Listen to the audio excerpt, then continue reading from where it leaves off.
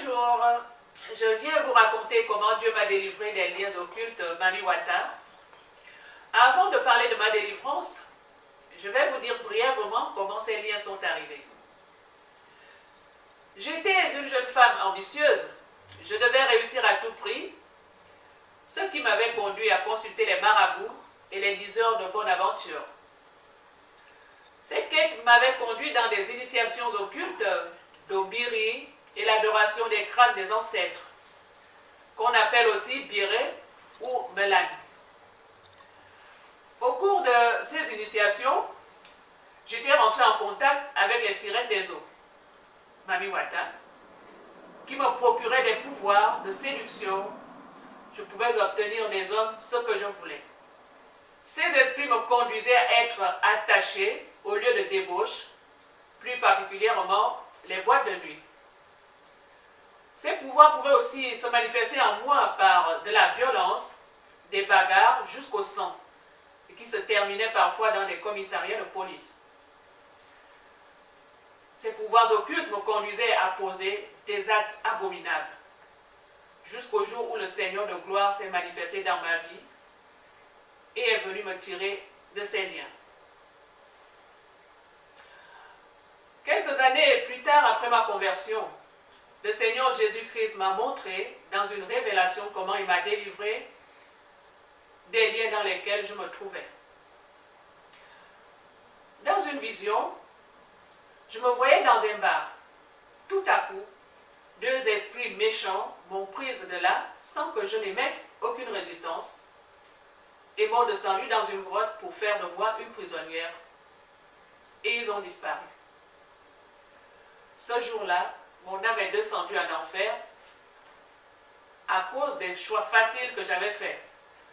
Ainsi, j'ai choisi le chemin large et spacieux qui mène à la perdition, comme le dit Matthieu 7,13. Au fond de la grotte, il y avait un ruisseau qui coulait. Cette eau était très claire.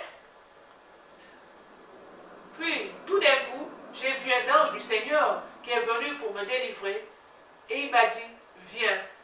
Cet ange descendit dans l'eau et me dit, monte sur mon dos et assieds-toi.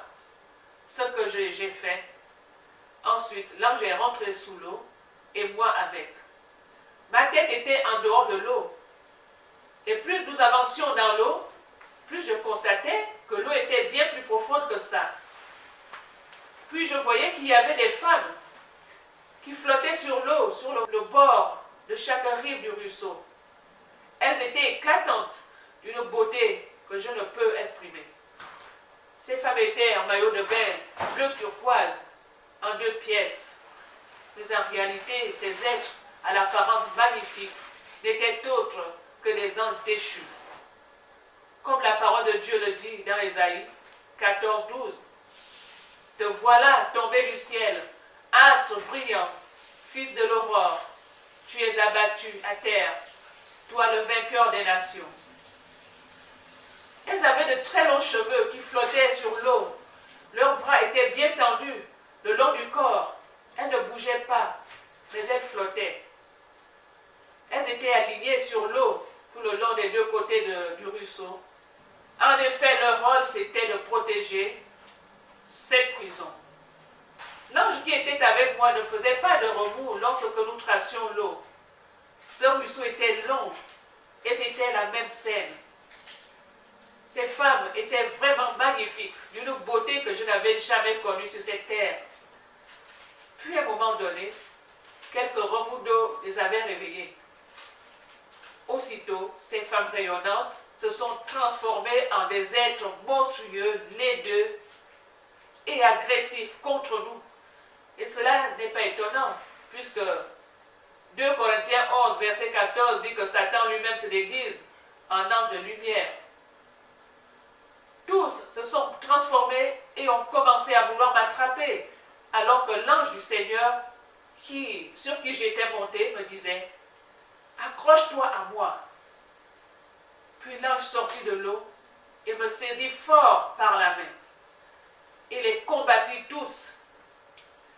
Mais ces monstres devenaient de plus en plus agressifs et nombreux pour m'attraper.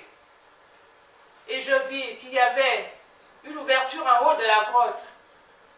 Mais je ne comprends pas comment l'ange a fait pour remonter la grotte après avoir combattu ces monstres d'une seule main.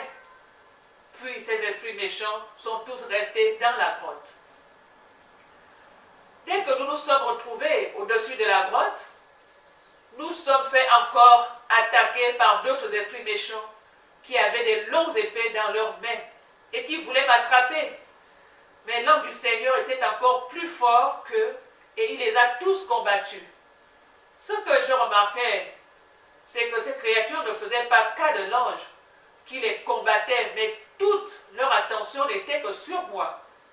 C'est seulement moi qu'ils voulaient, malgré la force avec laquelle l'ange les dispersait et les combattait, mais leur regard n'était tourné que sur moi. C'était comme s'ils ne voyaient pas l'ange.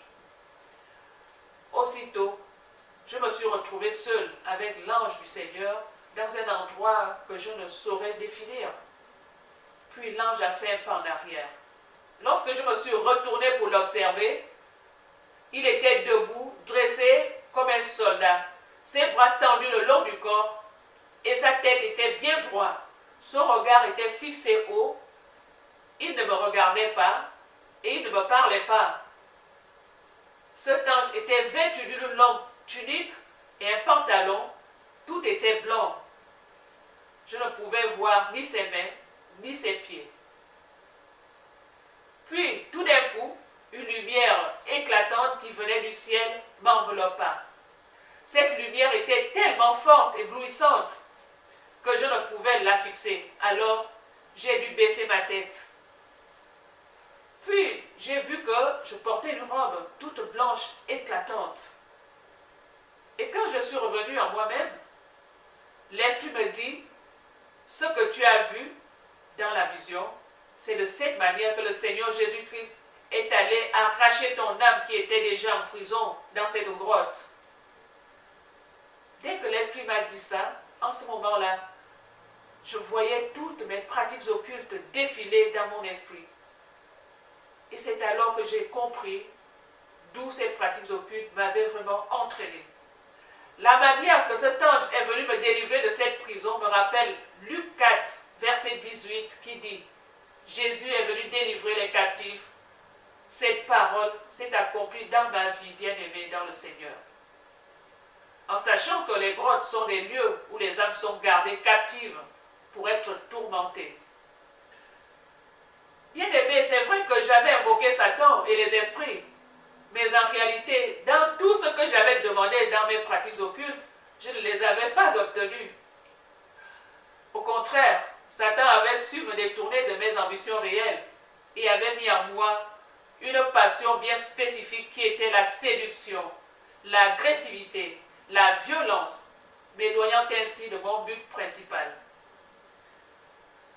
Quand Satan m'avait procuré ses pouvoirs, je me sentais invincible, dominatrice, avec une force inouïe. Voyez-vous, bien-aimés, moi qui voulais une stabilité et des ambitions de réussite, mais en y associant Satan, je me suis retrouvé dans des liens et des passions qui ont amené mon âme dans la captivité. Mais gloire soit rendue au Seigneur de gloire qui a envoyé son ange pour m'arracher de cette prison du monde et Satan, qui m'a donné cette parole de l'Écriture qui dit « Il a effacé l'acte dont les ordonnances me condamnaient et qui subsistait contre moi. Et il a détruit en le clouant à la croix. Il a dépouillé les dominations et les autorités et les a livrées publiquement en spectacle, en triomphant d'elles par la croix. Amen. Il m'a lavé dans son sang. Alléluia. Cette parole s'est accomplie dans ma vie, car après cette délivrance, il m'a revêtu d'un habit blanc qui symbolise la purification et la sainteté. Aujourd'hui, je suis devenue une nouvelle créature en Jésus-Christ, mon Sauveur et mon Seigneur. Comme le dit 2 Corinthiens 5, 17, si quelqu'un est en Christ, il est une nouvelle créature. Les choses anciennes sont passées et voici, toutes choses sont devenues nouvelles. Alléluia. Je vais finir avec ce merveilleux psaume 40, verset 3 qui dit « Il m'a retiré de la fosse de destruction, du fond de la boue, il a dressé mes pieds sur le roc, il a affermi mes pas, il a mis dans ma bouche un cantique nouveau, une louange à la gloire de notre Dieu. » Amen. Gloire à Jésus.